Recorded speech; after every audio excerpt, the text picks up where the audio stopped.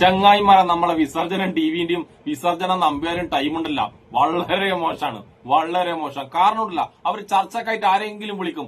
അവര് വന്നിട്ടാകുമ്പോ ഈ വിസർജന നമ്പ്യാരും വിസർജനം ടിവിനെയും സംഖ്യകളൊക്കെ ഉണ്ടല്ല ആകെ നാറ്റിച്ചിട്ടാണ് പോകുന്നത്. നമ്മളെ വിസർജനം ടിവി ഇപ്പൊ ചർച്ചക്ക് അധികം വിളിക്കുന്നത് നമ്മളെ ജലീൽ പുനലൂരിനെയാണ്. മൂപ്പർ വന്നിട്ടാകുമ്പോണ്ടല്ല സംഖ്യക്ക് വയറ് നിറയെ കൊടുത്തിട്ട് എല്ലാത്തിനെയും കണ്ടം വഴി ഓടിക്കും. ഇന്നലെ വിസർജനം ടിവിയിൽ നടന്ന ചർച്ചയിലുണ്ടല്ല നമ്മളെ ജലീൽ പുനലൂരി VHP നേതാവിനെയും വിസർജനം നമ്പ്യാരൊക്കെ ഉണ്ടല്ല കണ്ടം വഴി ഓടിച്ച്. ഇന്നലെ വിസർജനം ടിവിയിൽ നടന്ന ചർച്ചന്റെ വിഷയം ചോദിക്കാൻ പാടട്ടാ, അവർക്കൊറ്റ വിഷയമുള്ളൂ, മുസ്ലിം വിരോധം. അത് മാത്രമാണ് അവരെ വിഷയം. ഈ ലോകത്ത് വേറെ എന്തൊക്കെ നടന്നാലും, ഈ ദുനിയാവിൽ വേറെ എന്തൊക്കെ നടന്നാലും അവരെ ചർച്ചയിലെ വിഷയമില്ല, ഒരിക്കലും മാറൂല. അവിടെ എന്ന് പോയാലും എപ്പം പോയാലുണ്ടല്ല മുസ്ലിങ്ങൾക്കെതിരെ മാത്രമാണ് അവിടെ ഉണ്ടാകുന്ന ചർച്ച.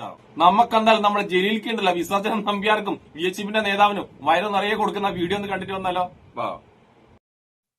ജലീൽ പുനലൂർ, ഇപ്പൊ നോക്കൂ, VHP അതുപോലെ ഹിന്ദു ഐക്യവേദി, മറ്റ് RSS സംഘടനകൾ, പിന്നെ പോഷക സംഘടനകളൊക്കെ അല്ലേ പ്രതികരിക്കുന്നുള്ളൂ. എന്തുകൊണ്ട് സമുദായത്തെ പ്രതിനിധീകരിക്കുന്ന വലിയ പ്രസ്ഥാനങ്ങളുടെ വക്താക്കൾ അല്ലെ അധ്യക്ഷ സ്ഥാനത്തിരിക്കുന്നത് എന്തുകൊണ്ട് പ്രതികരിക്കുന്നില്ല എന്ന് താങ്കൾ പറഞ്ഞു. അതിന് മറുപടി അടുക്കൽ അനിൽ വേളയിൽ പറഞ്ഞു. വെള്ളാപ്പള്ളി നടേശൻ പ്രതികരിച്ച സമയത്താണ് അദ്ദേഹത്തെ വർഗീയവാദിയായി മുദ്രകുത്തിയത്. ഓക്കെ, അതൊക്കെ അവിടെ നിൽക്കട്ടെ. നോക്കൂ, പ്രതികരിച്ചില്ലെങ്കിൽ ഉണ്ടാകുന്ന കുഴപ്പങ്ങളില്ലേ?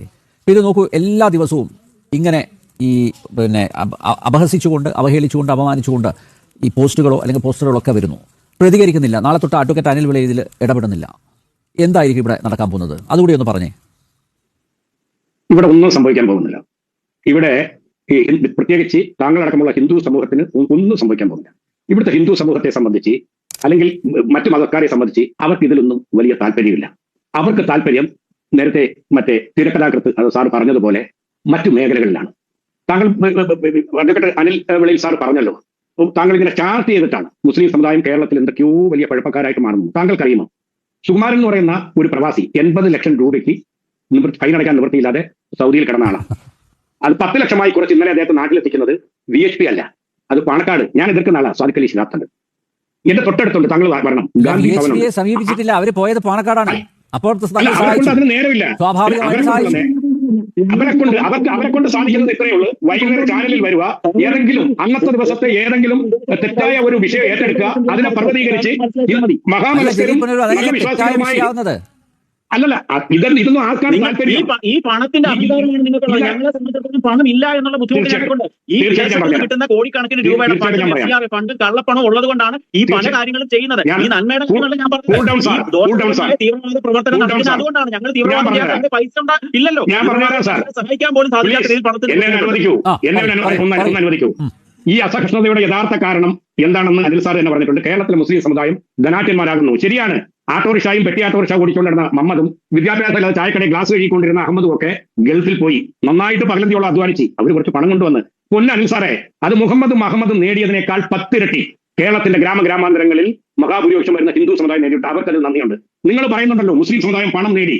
ഞാൻ പറഞ്ഞുതരാം, ഗാന്ധി ഭവൻ 1400 അന്തേവാസികളുണ്ട്. നിങ്ങൾ അടക്കം പറയുന്ന പലരുടെയും മാതാപിതാക്കൾ താങ്കളുടെ നാളെ അങ്ങനെ വക്രീകരിക്കണം. മദ്രസയിൽ പഠിച്ച് മദ്രസയിലൂടെ വളർന്നു വന്ന് ഇസ്ലാമിക വീക്ഷണത്തിലൂടെ വന്ന് മഹാമനുഷ്യനായി എല്ലാ വിശ്വാസങ്ങളെയും ഹൃദയം കൊണ്ട് ചേർത്ത ഒരു വലിയ മനുഷ്യൻ ഗൾഫിൽ പോയി പണം ഉണ്ടായതുകൊണ്ടാണ് ഇന്നലെ സ്ഫോടനമുണ്ടായി തൃശൂർ പൂരം. മരിച്ചത് മുഴുവനും ഹിന്ദുക്കളാ. താങ്കളോട് ഞാൻ ചോദിക്കുന്നു, VHP ആണ്, 80 രാജ്യങ്ങളിലുള്ളതാണ്, മഹാപ്രസ്ഥാനമാണ്. കാലി ചായയുടെ സഹായം ചെയ്യാൻ നിങ്ങളെ സാധിച്ചു. ആദ്യം ഓടിയെത്തിയത് നിങ്ങൾ ഇപ്പൊ പറഞ്ഞ ഗൾഫിൽ പോയി പണം കൊണ്ടുവന്ന MA യൂസുഫ് അലിയ. നിങ്ങൾക്ക് ഇങ്ങനെ വക്രീകരിക്കാൻ സാധിക്കും? നിങ്ങൾക്കറിയുമോ, മുസ്ലിം സമുദായത്തിൽ നിന്നും അമ്മമാരെ കൊണ്ട് അന്തേവാസികളാക്കിയിട്ട് നടക്കുന്ന മക്കൾ കുറവാ കുടുംബങ്ങൾ ഇനി ഒന്ന് പറഞ്ഞുതരാം. ഞാനൊന്ന് പറയട്ടെ സാറേ, എന്റെ അവസരമില്ലയോ? താങ്കൾ ക്ഷമയോടെ കേൾക്കൂ, ഞാൻ പറഞ്ഞുതരാം. ക്ഷമയോടെ കേൾക്കൂ, ഞാൻ പറഞ്ഞുതരാം. ഞങ്ങൾക്കറിയുമോ, നമ്മുടെ നാട്ടിൽ ജനങ്ങൾ മാറാരോഗത്തിന് അടിമപ്പെടുകയാണ്.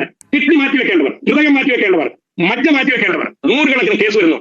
അതിന്റെ പ്രചാരകരാരാ? അതിന്റെ ഫണ്ട് കളക്ഷൻ ആരാ ചെയ്യുന്നത്? അതിനുവേണ്ടി ഏറ്റവും കൂടുതൽ സംഭാവന ചെയ്യുന്നവരാ? VHP നാളിതുവരെ അത്തരത്തിൽ എന്തെങ്കിലും ചെയ്തിട്ടുണ്ടോ? താങ്കൾ ഞാൻ വെല്ലുവിളിക്കുന്നു. തിരുവനന്തപുരത്ത് RCC, ശ്രീചിത്ര മെഡിക്കൽ കോളേജ് സമാനമായ ഒരു വലിയ മെഡിക്കൽ ഹബ്ബാണ്. അവിടെ ഏറ്റവും കൂടുതൽ ആ ചികിത്സകർക്കും അവരുടെ കൂട്ടിരിപ്പുകാർക്കും അഭയം നൽകുന്നത് മുസ്ലിം സംഘടനകളാണ്. സമസ്തയുണ്ട്, ദക്ഷിണയുണ്ട്, MSS ഉണ്ട്, MES ഉണ്ട്, ജമാഅത്തെ ഇസ്ലാമി ഉണ്ട്. നിങ്ങൾ VHP എത്രണ്ണമുണ്ട്? ഇവിടുത്തെ ഹിന്ദു സമുദായത്തിന് എന്തെങ്കിലും ഗുണം കിട്ടുന്നതെങ്കിൽ അത് നിങ്ങളിൽ നിന്നല്ല, അഹമ്മദും പോക്കറും ബഷീറും ഒക്കെ ഇതര മതസ്ഥർ സഹായിക്കുന്നതിനൊന്നും തള്ളി പറയുന്നില്ല, ഒന്നും തള്ളി പറയുന്നില്ല, അംഗീകരിക്കുന്നു. അതാവണം നമ്മൾ ആഗ്രഹിക്കുന്ന, അതാവണം. പക്ഷേ ഇവിടുത്തെ ഹൈന്ദവ സമൂഹം എന്തെങ്കിലും ഒരു പ്രശ്നപ്പെടുമ്പോൾ അല്ലെങ്കിൽ അവശത അനുഭവിക്കുമ്പോൾ സഹായിക്കുന്നത് മുസ്ലിങ്ങൾ മാത്രമാണെന്ന് പറയരുത്. അങ്ങനെ അങ്ങനല്ല, അങ്ങനെ പറഞ്ഞില്ല. ഹിന്ദു സമൂഹവും മുസ്ലിമല്ല, സമൂഹത്തിന് ഏറ്റവും കൂടുതൽ സംഭാവന നൽകുന്നത് അല്ലെങ്കിൽ സഹായം എത്തിക്കുന്നത് ഇവിടുത്തെ മുസ്ലിങ്ങളാണെന്ന് താങ്കൾ പറഞ്ഞു. അത് ശരിയല്ല. ബാക്കിയുള്ള സഹായം ലഭിക്കട്ടെ, നല്ല കാര്യം. അതാണല്ലോ. അല്ല, നമ്മൾ ഈ മതസൗഹാർദ്ദത്തെക്കുറിച്ചും മതമൈത്രിയെക്കുറിച്ചും പറയുമ്പോൾ ഇതൊക്കെയാണല്ലോ വേണ്ടത്. നമ്മൾ ആഗ്രഹിക്കുന്നത് അതാണല്ലോ. അത് തകർക്കാനല്ലേ ചില ശക്തികൾ ശ്രമിക്കുന്നത്. ജലീൽ പുനലൂർ അവരെയാണല്ലോ എടുത്തു കാണിക്കുന്നത്. എല്ലാ ദിവസവും അതിങ്ങനെ വർഗീയ വിഷം തുറത്താതെ മനുഷ്യന്, ഹിന്ദുക്കൾക്കോ മുസ്ലിങ്ങൾ, മനുഷ്യന് ഹിതകരമാകുന്ന, അവർക്ക് സുഖകരമാകുന്ന, ആശ്വാസമേകുന്ന എന്തെങ്കിലും സൽപ്രവൃത്തികളുമായിട്ട് പോകൂ VHP അടക്കമുള്ളവർ. അതായത് പിന്നെ അവരമത വിദ്വേഷത്തിന്റെ കാര്യം പറഞ്ഞു. ഇവിടെ കൊണ്ടിരുത്തും, VHP അടക്കമുള്ളവർ കൊണ്ടിരുത്തും ഒരു ആരിഫ് ഹുസൈൻ. ഞാൻ പങ്കെടുത്ത ഏതെങ്കിലും, അത് തിരക്കഥാകൃത്ത് പേര് ഷിബു സാർ മനസ്സിലാക്കണം, ഏതെങ്കിലും ഒരു ഡിബേറ്റിൽ, ബിനു സാറെ ഞാൻ താങ്കളെ ആദരിക്കുന്നു, ഏതെങ്കിലും ഒരു ഡിബേറ്റിൽ പ്രവാചകനെയോ പ്രവാചകരുടെ പത്നിമാരെയോ മുസ്ലിം സമുദായത്തെയോ ഇത്രയും നിന്ദിക്കാതെ അദ്ദേഹം പോയിട്ടുണ്ടോ?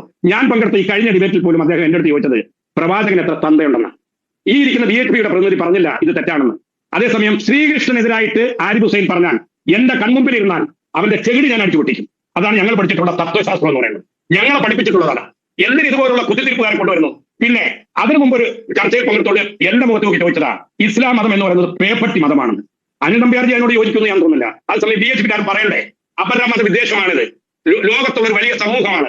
പ്രവാചകർ 10,400 കൊല്ലം മുമ്പ് ജീവിച്ച് മരിച്ചുപോയാണ്. അന്നത്തെ സാമൂഹ്യ ക്രമത്തിൽ അദ്ദേഹം വിവാഹം കഴിച്ചു, ഒരുപാട് വിവാഹം കഴിച്ചു. ശ്രീകൃഷ്ണൻ എത്രയോ യുഗങ്ങൾക്ക് മുമ്പ് ജീവിച്ചാണ്. അദ്ദേഹത്തിന്റെ അന്നത്തെ ആ ജീവിത സാഹചര്യങ്ങൾ ഇന്നെടുത്തിട്ട് ഞാൻ വിമർശിച്ചാൽ എന്നെ പോലെ അധമൻ ഈ ലോകത്ത് വേറെ ഉണ്ടാവും. അപ്പം മുസ്ലിങ്ങൾ മാത്രമല്ല ഈ വിഷയത്തിൽ തിരുത്തേണ്ടത്, ഏറ്റവും കൂടുതൽ തിരുത്തേണ്ടത് ഹിന്ദുക്കളാണെന്ന് ഞാൻ പറയത്തില്ല. മഹാഭൂരിപക്ഷം ഹിന്ദു സഹോദരങ്ങളും എല്ലാ വിശ്വാസങ്ങളെയും ഹൃദയം കൊണ്ട് ചേർത്തവരാണ്. പക്ഷേ രാഷ്ട്രീയമായ സങ്കുചിത താല്പര്യത്തിന്റെ പേരിൽ വിശ്വ ഹിന്ദു പരിഷത്ത് അടക്കം ചില സംഘടനകൾ കേരളത്തിൽ ഈ നിലയിൽ ഹൃദയങ്ങളെ വെട്ടിമുറിക്കാൻ ശ്രമിക്കുന്നുണ്ട്. ആ ശ്രമം നിങ്ങൾ ഉപേക്ഷിക്കണം. ഹൈന്ദവതയുടെ വിശാലത നിങ്ങൾ ഉൾക്കൊള്ളണമെന്നാണ് എനിക്ക് നിങ്ങളോട് അപേക്ഷിക്കാനുള്ളത്. കണ്ടല്ലോ നിങ്ങൾ, ജലീൽ പുനലൂരിനെ ഇവര് വിളിച്ചു കൊണ്ടുപോകും, എന്റെ മൂപ്പർ എടുക്കുന്നത് വയറ് നിറയെ വാങ്ങും. അതാണ് ഇപ്പൊ സംഖ്യയുടെ സ്ഥിരം പരിപാടി. മൂപ്പര് ചോദിച്ചല്ലോ VHP നേതാവിനോട് നിങ്ങൾ എപ്പോഴെങ്കിലും ഹിന്ദുക്കളെ സഹായിച്ചിട്ടുണ്ടോന്ന്. അത് കേട്ടപാട് VHP നേതാവിന്റെ കുരുപൊട്ടിട്ട് ബഹളം വെക്കുന്നുണ്ടോ? ഇവരെപ്പോഴും ഇങ്ങനെയാണ്, ഈ സംഖ്യയിലുണ്ടല്ലോ, ഇവരെപ്പോഴും ഇങ്ങനെയാണ്. ഹിന്ദുവിനെ നിങ്ങൾ എപ്പോഴെങ്കിലും സഹായിച്ചിട്ടുണ്ടോന്ന് ഇവരോട് ചോദിച്ചിട്ടില്ല, അന്നേരം ഇവന്മാരെ കുരുപൊട്ടും. ഇത് ചോദിക്കുന്ന ആൾക്കാരുണ്ടല്ല, ഇവര് വർഗീയവാദിയാക്കും. പിന്നെ ജലീൽ ഭായി അതിന്റെ ഇടയ്ക്ക് മുസ്ലിം സംഘടനകൾ സഹായിക്കുന്ന ഹോസ്പിറ്റലിന്റെ കാര്യം പറഞ്ഞിട്ട് എന്റെ ജലീൽ ഭായി ഇനി സംഖ്യയിലുണ്ടല്ല ആ ഹോസ്പിറ്റലിൽ എത്തും. എന്നിട്ട് എന്താ ചെയ്യുന്നറിയാം, അവിടെ ഏതെങ്കിലും മുസ്ലിങ്ങളുണ്ടല്ല, ഏതെങ്കിലും ഹിന്ദുവിനെ, പാവപ്പെട്ട ഹിന്ദുവിനെ സഹായിക്കുന്നെങ്കിൽ ആ സഹായം ഉണ്ടല്ല ഈ സംഖ്യകൾ തടയും. അതാണ് ഇനി ഉണ്ടാകാൻ പോകുന്നത്. അതായത് ഏതെങ്കിലും ഒരു പാവ ഹിന്ദുവിനെ ആരെങ്കിലും സഹായിക്കുന്നെങ്കിൽ ആ സഹായം തടയുക എന്നുള്ള ഒറ്റ ഉപദ്രവം ഉണ്ടല്ല, ആ ഉപദ്രവം മാത്രമേ ഈ സംഖ്യകളെ കൊണ്ട് പറ്റൂ. പിന്നെ വിസർജനം നമ്പ്യാരോട് പറയാനുള്ളത്, ഏത് ഹിന്ദുവിനെ ആയാലും, സുഖമില്ലാതെ കിടക്കുന്ന ഏത് ഹിന്ദുവിനെ ആയാലും സഹായിച്ചവരുടെ കണക്കെടുത്ത് തന്നെയുണ്ടല്ല അതിലേറ്റവും കൂടുതൽ ഉണ്ടാകുന്നത് മുസ്ലിങ്ങളും മുസ്ലിം സംഘടനയും തന്നെയായിരിക്കും. ഞാൻ ഈ പറയുന്നത് തെറ്റാണ് തെളിയിക്കാൻ വേണ്ടി വിസർജനം നമ്പ്യാറെ നിന്നെ ഞാൻ വെല്ലുവിളിക്കുന്നത്. അതുകൊണ്ട് വിസർജനം നമ്പ്യാറായാലും ശരി, VHP നേതാവായാലും ശരി, നിങ്ങൾ ചർച്ചയിൽ വന്നിട്ട് എന്ത് വർഗീയതയും പറഞ്ഞോ. പക്ഷേ ഏതെങ്കിലും ഒരു ഹിന്ദുവിനെ, ഏതെങ്കിലും ഒരു മുസ്ലിം സഹായിക്കുന്നെങ്കിൽ ആ സഹായം ദൈവത്തിൽ ഇല്ലാതാക്കല്ല കേട്ടാ. പാവപ്പെട്ട ഹിന്ദു ഉണ്ടല്ല, ഏതെങ്കിലും മുസ്ലിമിന്റെ സഹായത്തിൽ അങ്ങനെ ജീവിച്ചു പോയിക്കോട്ടെ. അപ്പൊ ഒരിക്കൽ കൂടി VHP നേതാവിനെയും നമ്മൾ വിസർജനം നമ്പ്യാരെയും കണ്ട മൊഴിയോടിച്ച ജലീൽക്കാക്കും എന്നെ ഇഷ്ടപ്പെടുന്ന എല്ലാവർക്കും എന്റെ ഒരു നല്ല സുലാൻ.